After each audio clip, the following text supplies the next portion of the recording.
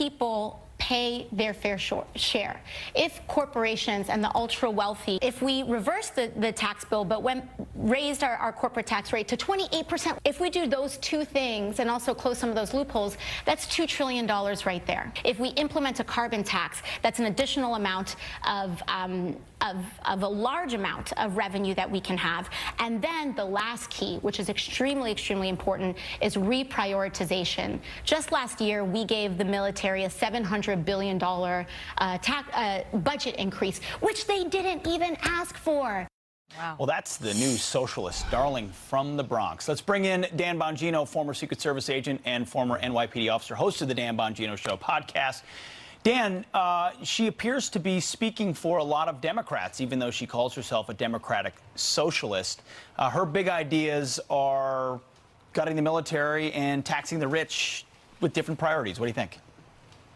Yeah, Pete, she's also speaking for people who don't read books.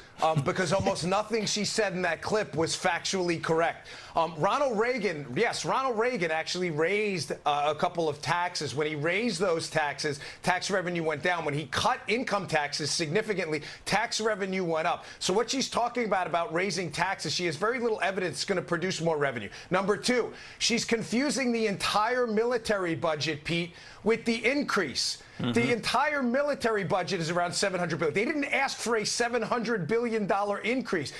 She's running for Congress. You understand this, right? Not only, by the way, the lies go on, or the mistruths, or whatever the focus group tested word is. Then she says, and they didn't even ask for it.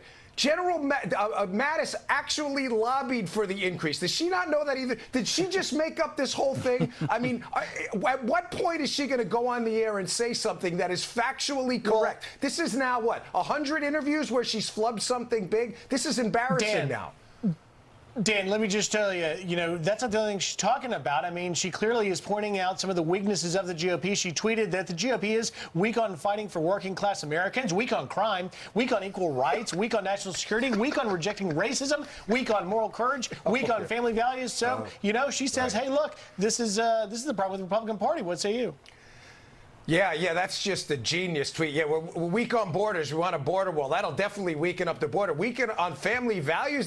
That's a fascinating new twist. Griff, is she just making this up? I mean, seriously, she may need an intervention after that tweet right here. That is insane. Why would you even write that? She doesn't even understand basic facts, by the way. That when she says the thing about fair share, the top 1% of earners pay 40% of income taxes. Think federal income taxes. Think about that. 1 out of 100 people working their butts off out there is paying 40 cents of every dollar. The top 20% of earners are paying up 70 to 80%. Now, by the way, new rules on talking about the economy since Trump is in office, and I want to thank him for this. One, we're not apologizing for hard work anymore. Number two, we don't owe you a dime more, Captain Federal Government. Not a dime. Every time we give you $1, you waste it. You flushed our Social Security down the toilet. You ruined the education system. You're drowning us in $20 trillion in debt. We're not giving you any more money. You hear what we're talking about? New rules. No mas, no more money for you. Okay, you've ruined it. You've ruined all your credibility. It's not that the government is too big. It's that it's too dumb to spend our money the right way. We'll keep it now. Thank you very much. Well, Dan, there are a lot of Democrats that think she's the future of their party. They love the message that she's talking about. A lot of young people as well. You hear free education, free health care.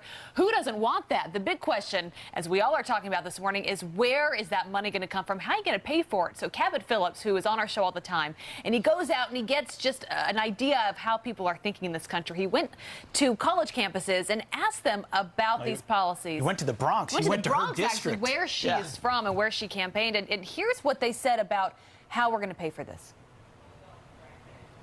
Her platform includes free health care, college tuition, the minimum living wage, housing as a human right. Are those things that you think the government should be providing for people? Absolutely. Yes, it is. 100%. I feel like everyone should have free education and health care. How are we going to pay for those? Oh, God. I mean... Us, I guess. Yeah. Who, in your mind, should pay for all of the free things? All of the free things? Well, some of it should come from taxes, but the government should pay for it. But the government is funded by taxes. Yeah. There you have it, Dan. That last answer was epic because it sums up the entire progressive movement. How are we going to pay for it? By taxes, but then the government can pay for the rest.